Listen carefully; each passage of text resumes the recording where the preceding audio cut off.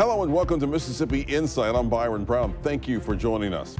This week we talk one-on-one with Mississippi Attorney General Lynn Fitch. The Republican incumbent is running for re-election this November.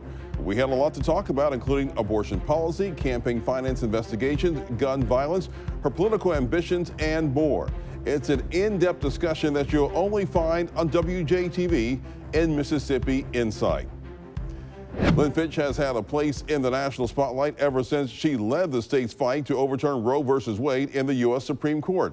But it's been a long time since we've had a chance to sit down with this Attorney General and talk about some of the issues you'll hear about this morning. We got that opportunity Monday afternoon, and it's one that we'll offer to her Democratic opponent, Greta Kemp Martin, in the days ahead. But first, here's Lynn Fitch, beginning with some initiatives that her office unveiled this week. Your office is working on two initiatives this week. First, tell us about the MAMA website, what the Mississippi Access to Maternal Assistance is all about. Explain that. Well, we're so excited to have the launch of the MAMA program and have the website and have the information out there. It's an organic site right now. We'll certainly be adding our partners. It's public, private, again, to show resources and tools. So if you're a young mother or an expectant mother, it's one-stop shopping. You can go on, find the information in your respective area. And it's important because these young mothers need to know about child care, or to get job opportunities, or do they need, diapers and car seats. So it really hits all the array of resources that they might need, and bringing everybody together is a unification. It's so helpful. I mean, there are no new programs on here. These are just, again, public-private resources that are already available to help these young mothers be able to find the questions, the answers that they have right there at one stop. So we're excited about it. So the MAMA program started because when the Dobbs case decision came down, we always said we would ask for the empowerment of women and to promote life. And so now we needed to step up. We'd been given the job to help these young mothers, to help these young women, to help and support these children. And this was one way to do it. So we created the Empowerment Project. And so with the Empowerment Project, big issues, things we need to talk about, things we need to take action on that support women and children in our state. So initially we talked about, now we're implementing child care. We need affordable, accessible, quality child care. Now that is so significant for all parents, all working mothers to be able to have child care. Because right now in Mississippi, it costs more to send an infant and a toddler to daycare in a year than it does to send one of our great students to one of our fine universities or colleges for tuition. Well, that's pretty unacceptable that the costs are that skyrocketing. And then the same token, we look at flexibility in the workplace. We've got to provide flexibility. COVID was terrible, but it did allow us to look at other options and ways we could support members, people in the workforce. So we've got to bring that in and have more flexible options for these young parents, particularly women, because we lose them out of the workforce. And we certainly want them to be a tapestry of who we are. The other part of the Empowerment Project was child support enforcement. These children deserve to get the dollars that are attached from the non-custodial parent. Many times it's the father. And so we want to work to bring the fathers into the child's life as well, because that's a healthier environment when we do that. And then lastly, one of the big issues is to fix the broken adoption and foster care system. And we've done great things, and I'll say kudos to our legislators for working very hard, making things happen, including tax credits for adoption, tax credits for child care. They passed the Foster Parents Bill of Rights. They were able to come in and pass a full year of postpartum. So that's exciting. And hence, that's how the MAMA program was actually part of this and the legislation that they passed. Talk about later this week, you'll focus on the One Pill Can Kill campaign. What's that all about, and why is that campaign being launched? This is a very tragic situation that's happening in our country, in our state. There's an opioid epidemic. I wish I could say that we didn't have that going on in our state, but unfortunately we do. Now we're all border states. Those drugs are coming across the borders. They're in the state of Mississippi within 48 hours. So we have some issues, but we must rally together and have the conversation and then take action, because we're losing lives. And mostly it's going to the fentanyl. So just you look at the fentanyl alone that's in our state. Last year we lost over 237 Mississippians to fentanyl overdose. So, those are friends, sons, daughters, relatives that we shouldn't have lost to fentanyl. And the fentanyl is so powerful. It's now 60% of the overdose here in the state of Mississippi. But it's almost like a few granules of salt. You can just get it on your hands, and it's lethal. We work with partners to really combat that, and one of them is the DEA, and so we talked to them and got the last information about how many different fentanyl-laced drugs, fake, that came across into our country.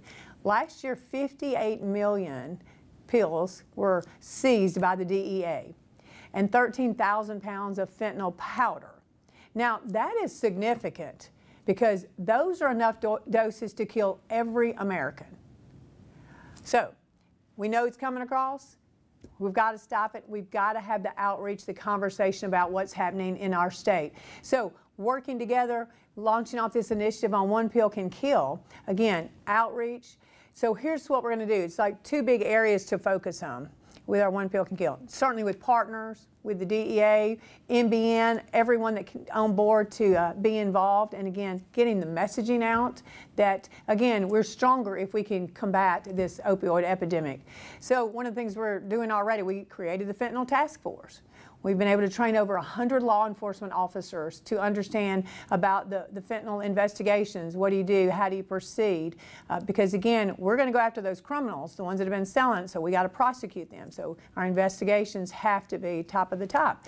And so we've been doing that. We'll be training our district attorneys coming up again so we can prosecute these criminals who have taken advantage and they're pushing these drugs across our state. The next component is we're going to do an awareness. Drug prevention kits. You know, we've got to get the information out to everyone, but drug prevention kits like fentanyl test strips, so that if you are inclined to take a drug, look at it and see, is it laced with fentanyl? And then drug identification cards, so you can look at the pill and say, does this match up as one of the fake ones? Drug disposal kits. So we've got about 22,000 of those kits ready to go. And again, the other piece of that is making sure the Narcan, everybody knows where to get Narcan, who has it, and to help these individuals. Because we've got to protect and we've got to save lives. And having Narcan available and accessible to individuals, and how would you make that accessible to folks needed, even people having them in their home? Well, you know, readily available. We've got a lot of grants, certainly been working with our law enforcement. Any avenue that we can get it out to the people that might be users, we're definitely doing that. Again, that's a partnership all across the board. Let's talk about a little bit about abortion. Your efforts to ban nearly all abortion in Mississippi has been seen by some as curtailing civil rights. How do you respond to that criticism? Well, this was always the case, the Dobbs case, about empowering women and promoting life, but it's about returning those rights to the state, about allowing the people in each respective state to make their decision on abortion policymaking. And just like as we knew it would do, when the United States Supreme Court sent it back to all the states to make a decision, every state looks different, but that's the laboratory of democracy. Mississippi has the nation's highest rate of infant mortality. That's and also we have the second highest rate of maternal mortality after Arkansas. Mississippi, do you consider it truly a pro-life state when we have such a poor record when it comes to dealing with care of infants and their mothers? Well, I think it's important that we really focus on how we help these young mothers and young mothers-to-be, and then again, helping those children to be born. Certainly, I think the MAMA program is going to be able to provide some enhancement there. You can go on there and you can also see health care. Where can they get resources? Where can they get health care? So we think that will help and bring down some of those rates. You've raised abortion restrictions as an issue for states' rights. Would you support a national ban on abortions? Well, again, I'm only going to focus on what I'm upholding in the states right now, and certainly that was our charge of action, to get it to the United States Supreme Court and get it returned to the states. After the break, ethics oversight, gun violence, and much more with Attorney General Lynn Fitch. It's Mississippi Insight only on WJTV.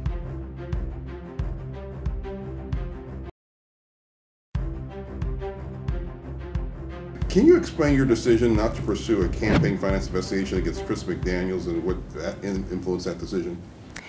Certainly. Well, we have an ongoing investigation, so I cannot comment on any of the specifics of the investigations. The way our laws are written, primarily any of those issues and complaints are directed toward the Ethics Commission. So we have very little teeth in our election laws to be able to pursue. In light of some of the criticism that you got for that, what improvements would you like to see happen with calling and campaign finance and reform, if any? Well, I think it's important to do maybe an overall look at these laws and determine where are the issues, where are the acts that should be put in place that might require more than a misdemeanor. You know, where are the criminal charges? So I think it is a good time to overlook all these laws and see where the gaps and the holes might be. Given the allegations against the Rankin County law enforcement, including that Goon Squad case, what steps is your office taking to address the serious issues with the Rankin County Sheriff's Department? Well, it was really important. We worked with our federal partners. We were involved in the entire time on the investigation. And anytime we have a situation like that, we're working with our partners lockstep to get to the end result. Are you satisfied with the outcome of how things turned out in that case? Oh, absolutely. Any wrongdoing by a law enforcement officer, certainly. And so we feel like as we worked hand in hand with our federal partners that we received the correct end result. The previous Attorney General had initiated an investigation into Rankin County Sheriff Brian Bailey's alleged misuse of police powers to spy on his girlfriend. He declined to bring charges. Will your office continue this investigation? Well, we've just received some of that information, and I can't comment on any potential or ongoing investigations. Your office recently asked the U.S. Fifth Circuit Court of Appeals to overturn a decision that found Mississippi's lifetime ban on voting for people convicted of felonies unconstitutional. Can you elaborate on the reasoning behind this appeal and how it aligns with your overall approach to criminal justice reform? Well, absolutely. So that was a 2-1 decision that was received by a panel. We asked them to look this over en banc. And so the entire Fifth Circuit has agreed to do that. We don't have a date right now, but we certainly think this is a complex issue that the entire Fifth Circuit should address.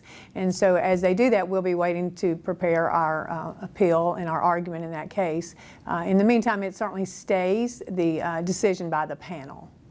Mississippi has one of the highest rates of gun violence in the United States. What are your current strategies to address this issue, and how effective have they been so far? Well, I'm not sure exactly what the rates are here in the state of Mississippi. However, you know, very pro Second Amendment. I think we should continue to have education, hunter safety, and be involved in all those realms that we possibly can. But certainly I'm going to be protective of our Second Amendment. And how do you, being a very strong Second Amendment, how do you balance the gun safety as well as the Second Amendment when there's so much issues with crime in the community? Well, it's something we should always be concerned about, but at the same time, these are rights. This is the Second Amendment is a right given to all of us, and certainly going to be protective along that line. I think so much of it is truly talking about gun safety, understanding guns, understanding the significance. It certainly goes into our hunters as well. I mean, we're certainly a big hunting venue here in our state, and it's important to understand. And as people are not afraid of guns, then we understand the significance of the guns. How do you get the guns out of the criminal hands? Well, we got to continue to go on those criminals. We need to have very strong prosecutors. That's the first message we should send to these criminals. That, again, you're doing something wrong, you're endangering people, and you are putting their lives in danger. When they have these young kids, like particularly around Jackson, who are carrying these ARs and on the streets and carjacking, how do you deal with those issues? Well, again, it's very unfortunate. It's hard for all of us to see these young children be put in these situations. They need a lot of other things that are going to be important to them, mentoring, getting them in the right environment. So there's a lot of things that add up to this situation, which I think we should take a holistic approach and look at. We're losing entirely too many of our young people. The violence here in the state capitol is just horrific. So I think we really need to take a grasp and look and see what can we do all across the board to help these young people. What do you make of when it comes to the city of Jackson and the issue with the 1020? Were you satisfied with the Supreme Court's decision when it came down to the judges and the whole issue of 1020 and the policing in Jackson?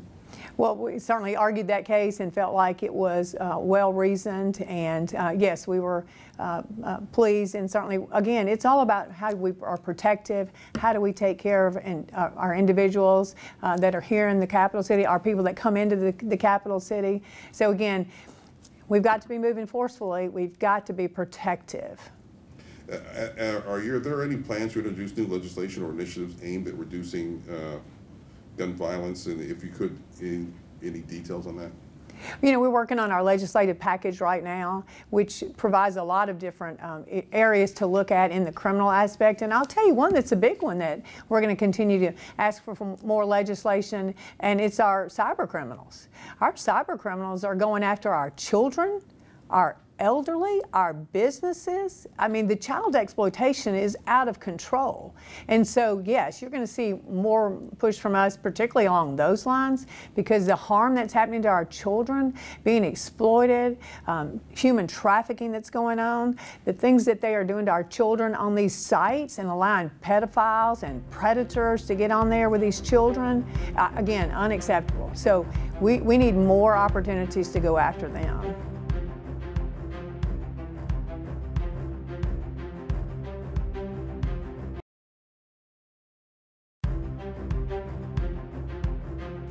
We're just over a month to go before the next election. You're running for re-election. What is your message to voters out there for another 4 years?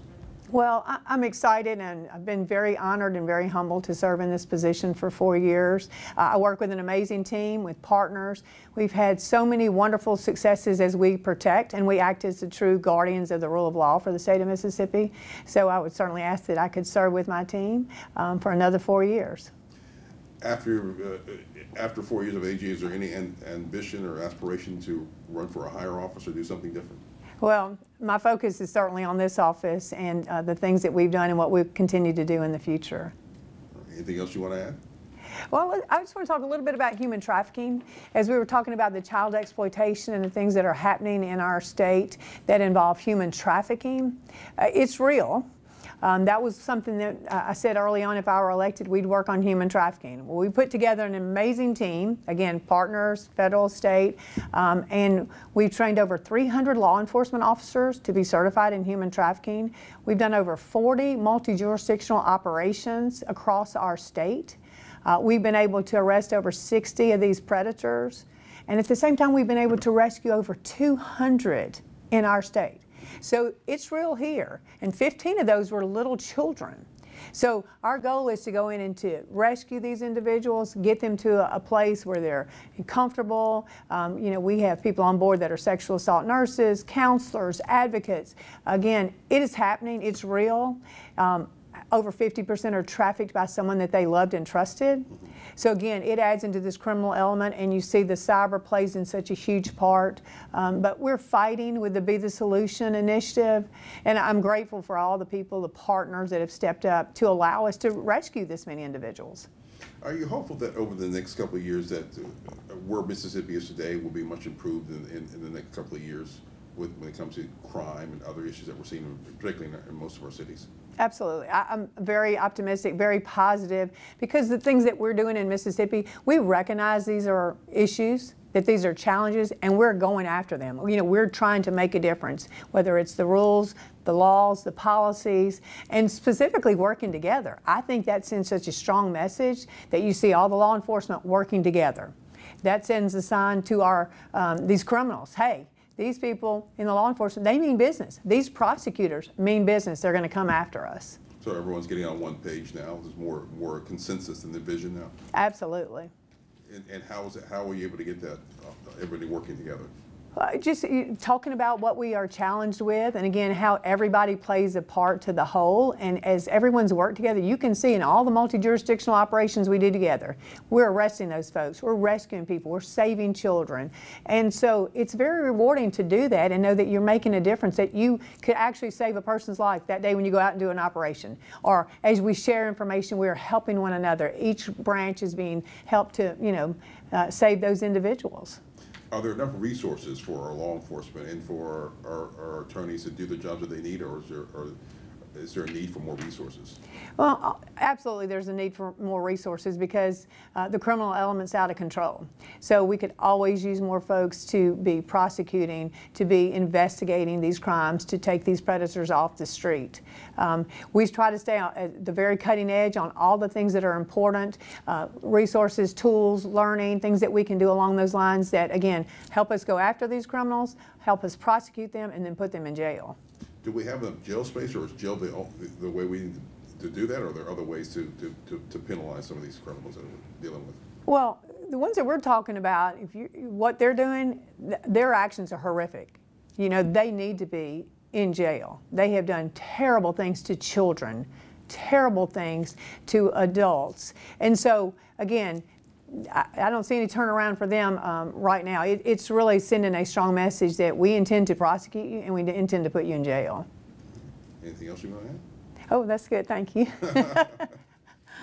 Did we cover enough? I don't know. I have to think. If there's something else we need to touch on. I always enjoy you. It's like the lightning round. Like, yeah. That's General Lynn Fitch speaking with us Monday. We plan to offer a similar in-depth interview to her Democratic contender, Greta Kemp Martin. We hope to bring you that discussion next week if schedules allow. We'll be right back.